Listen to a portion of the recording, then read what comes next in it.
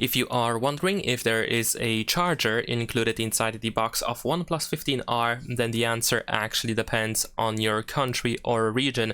If you get this phone in Europe, then there is a very high chance that the power adapter will not be included inside the box, and you can actually probably try to find the information on the box as well. So as you can see here, in this case, the power adapter is simply not included, so you will not be able to find it. However, if you live in a country or region where power adapters are still included with phones, then there is a very high chance that the charger will be included. For example, in countries like India, I believe generally speaking in Southeast Asia, chargers are still included inside the box with phones, so you can actually get the charger with the phone, and you don't have to worry about having a charger specifically for your OnePlus 15R.